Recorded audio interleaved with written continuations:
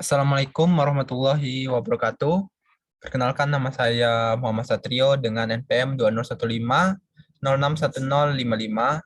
Di sini saya akan menjelaskan mengenai struktur directory dan juga fungsi perintah dari Linux. Yang pertama yang akan saya jelaskan yaitu struktur directory Linux. Di sini untuk demo dari directory-nya akan saya jelaskan di perintah dasar Linux selanjutnya, karena sekalian ingin mendemokan dari perintah-perintah dasarnya. Di sini saya akan menjelaskan terlebih dahulu mengenai directory yang ada pada Linux. Yang pertama di sini ada root directory. Root directory ini merupakan directory utama pada operasi Linux, yang mana root directory ini membawahi directory lainnya seperti bin, sbin, yaitu sistem binaries, kemudian configuration files, user binaries, dan lainnya. Kemudian yang kedua di sini ada directory dari user binaries. Directory ini berisikan file-file eksekusi. Nah, umumnya perintah-perintah yang digunakan oleh sistem disimpan dalam directory ini. Kemudian yang ketiga di sini ada system binaries directory. Nah, ini sama halnya seperti directory pada user binaries, directory system binaries juga berisi file yang biasa dieksekusi langsung.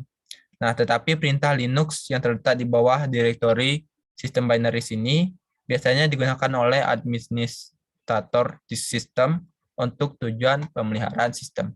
Kemudian yang keempat di sini ada directory configuration files. Nah, directory ini berisikan file-file konfigurasi yang dibutuhkan oleh semua program.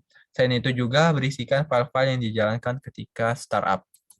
Kemudian yang kelima, yaitu ada directory device files. Nah, directory ini berisi file device pada komputer, juga termasuk perangkat terminal, USB, atau perangkat yang melekat pada sistem.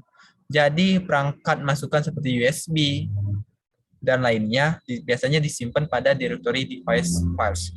Kemudian yang keenam ini ada directory process information. Nah, directory process information ini berisi informasi tentang proses sistem, baik itu file sistem virtual dengan informasi teks tentang sumber daya sistem maupun berisi informasi tentang menjalankan proses. Kemudian yang ketujuh, di sini ada directory variable files. Nah, directory ini berisikan file-file log system, paket dan file database, email, print files, log files, temporary files yang dibutuhkan saat reboot, dan lainnya.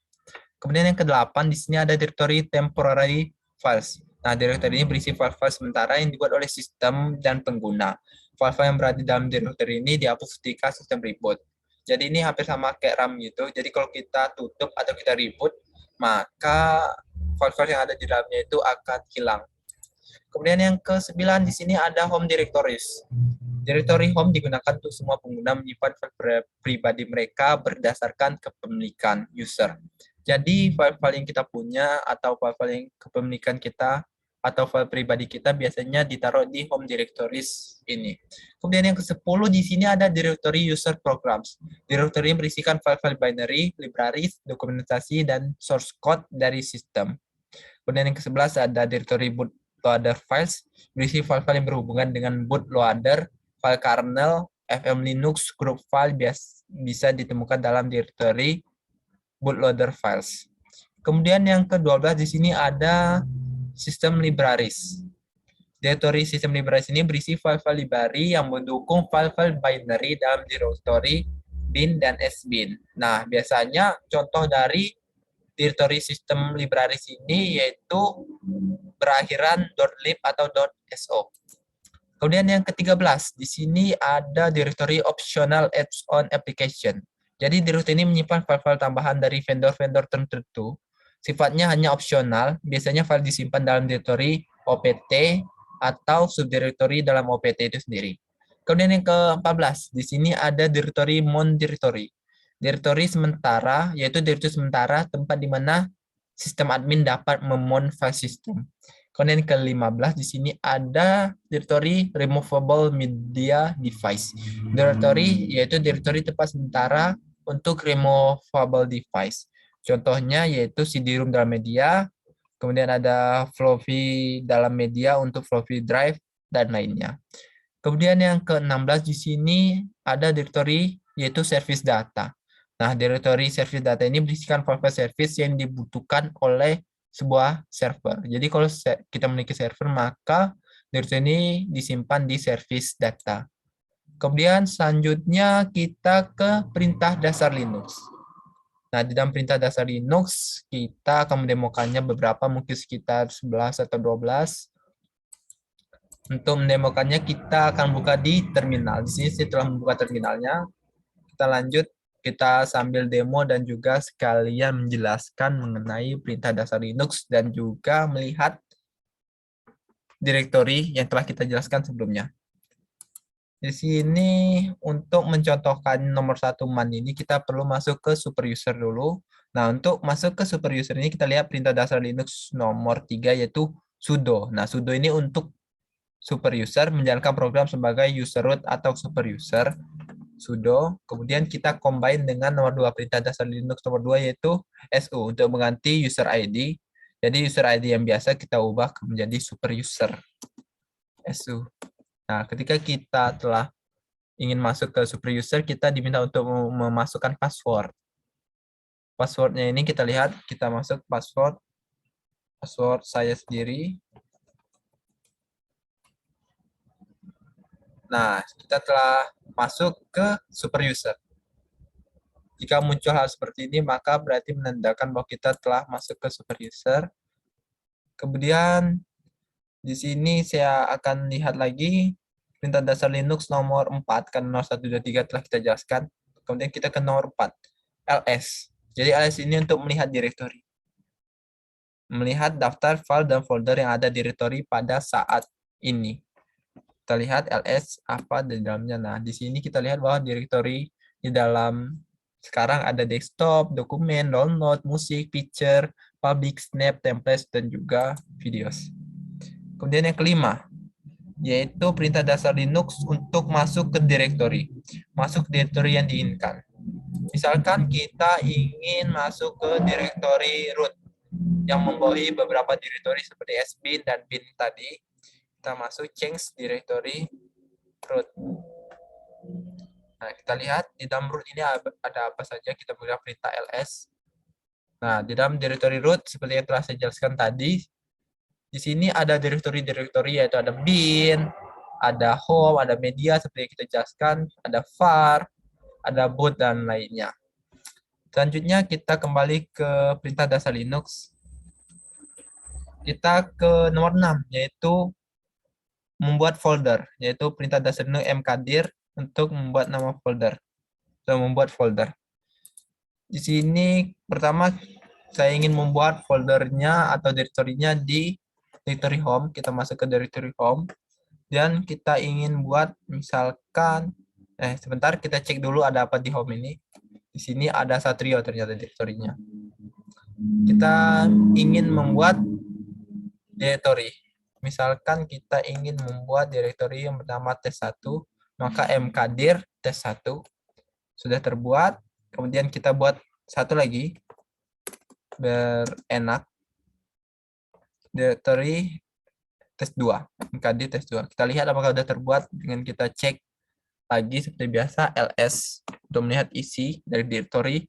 Nah, di sini telah terlihat bahwa ada 3 direktori sekarang, yang awalnya 1 yaitu Satrio, kemudian sekarang telah bertambah menjadi ada 3 yaitu Satrio, tes1, dan juga tes2. Kemudian kita masuk ke perintah dasar Linux nomor 7, yaitu pwd. Pwd ini untuk melihat direktori aktif. Kita lihat untuk direktori aktif sekarang, jika kita ingat lagi bahwa kita telah masuk ke directory home, baru directory home saja yang kita masuki. Kemudian kita coba apakah benar kita berada di directory home yang aktif, yaitu kita menggunakan perintah dasar Linux nomor 7 pwd. Kita enter pwd, nah benar home, garis miring home, berarti kita berada di directory home sekarang. Kemudian kita ke perintah dasar Linux nomor 8. Di sini ada rmdir, yaitu untuk menghapus direktori. Kita lihat dulu, memastikan kita ada 3 direktori. Kita coba untuk menghapus direktori dengan menggunakan rmdir. Nah, rmdir ini ada satu catatan, merupakan fitur khusus untuk menghapus direktori.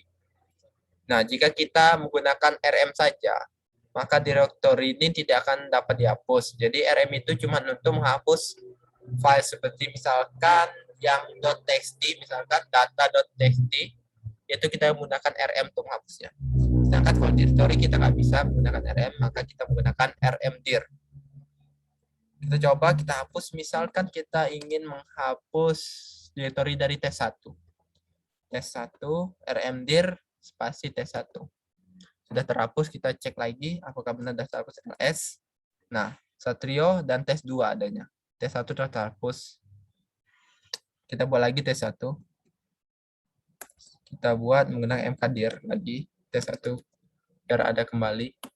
Kita cek lagi, nah sudah ada kembali. Kemudian kita pindah ke perintah dasar Linux nomor 9.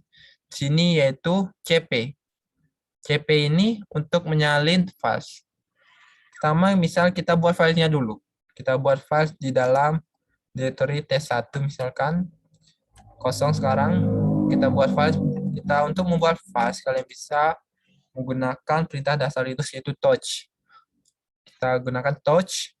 Kemudian spasi, nama filenya misalkan rio.txt.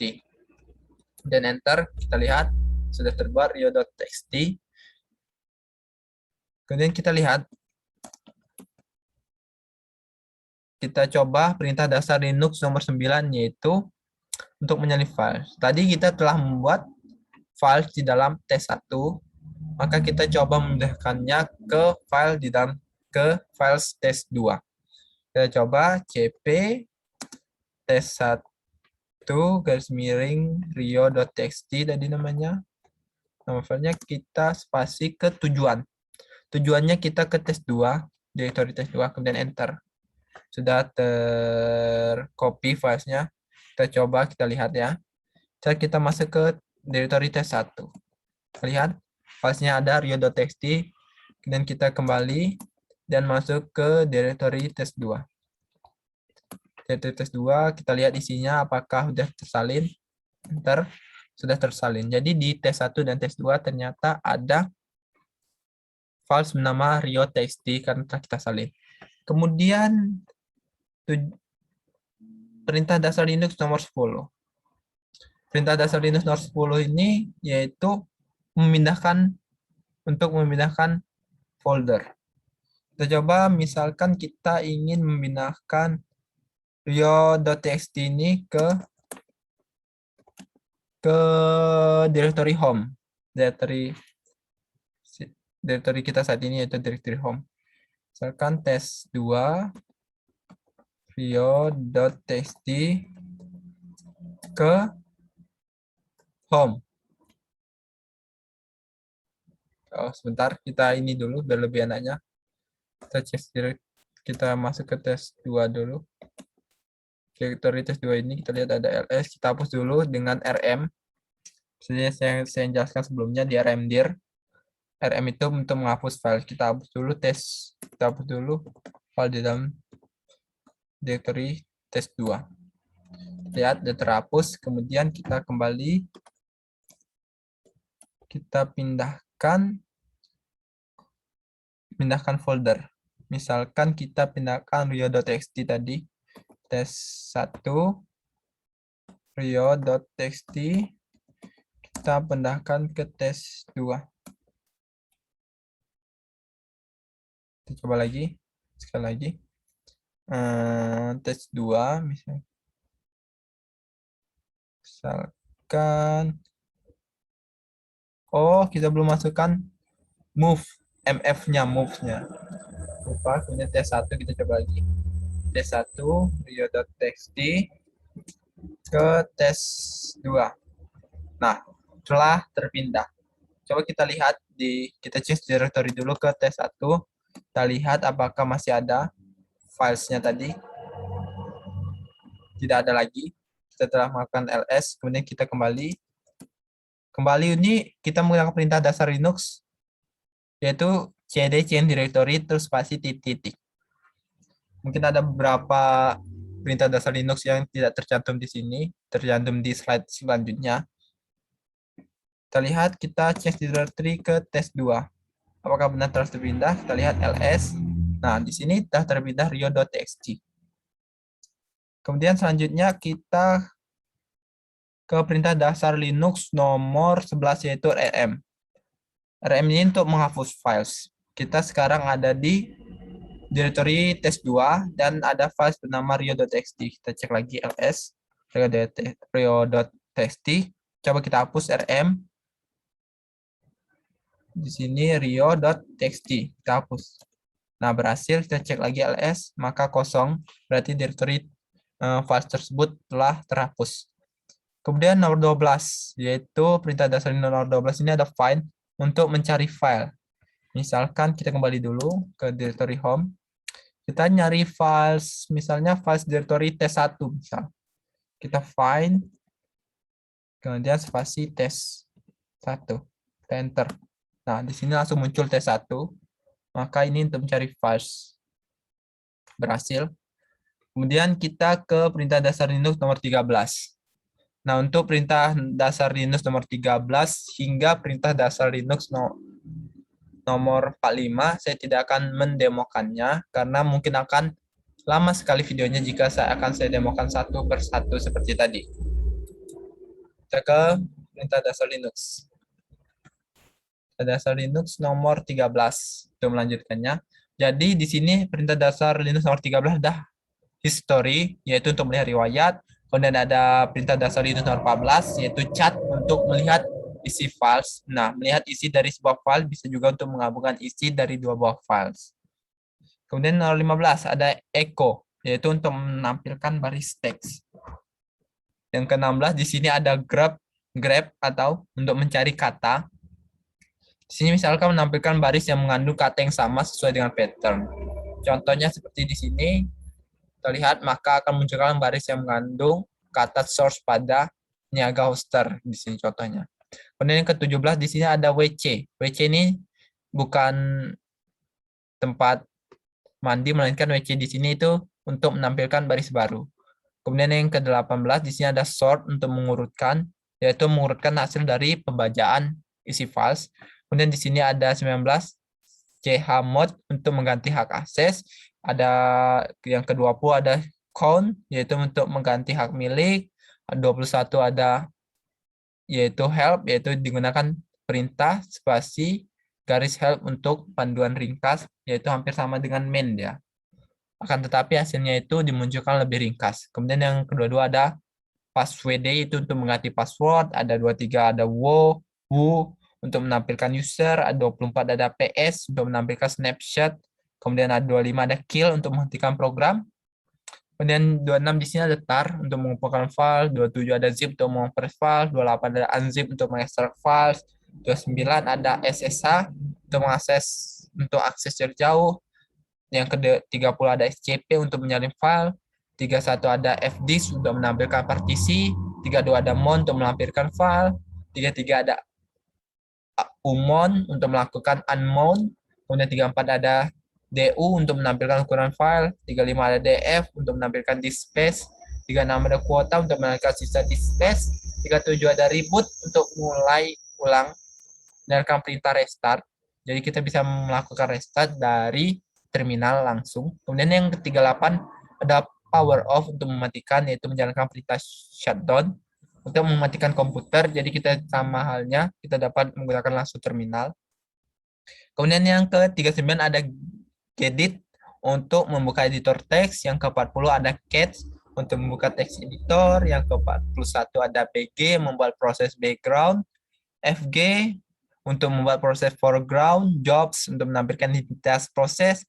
Kemudian ada set untuk melakukan filter teks. Kemudian ada yang terakhir yang saya tampilkan di sini ada AWK untuk memindahkan teks. Nah, sebenarnya dari perintah dasar Linux dan juga directory Linux yang saya tampilkan di PowerPoint ini, masih banyak lagi perintah dan juga directory Linux lainnya yang dapat kalian cari di internet. Tetapi saya tampilkan di sini, directory-nya ada 16 dan perintah dasar Linux-nya ada 45. Masih banyak lainnya jika kita ingin mencarinya di internet. Nah, sekian presentasi dan juga penjelasan dari saya mengenai yaitu perintah dasar Linux dan juga direktori Linux. Saya harap ini bermanfaat. Apabila ada kesalahan saya mohon maaf. Saya akhiri. Wassalamualaikum warahmatullahi wabarakatuh.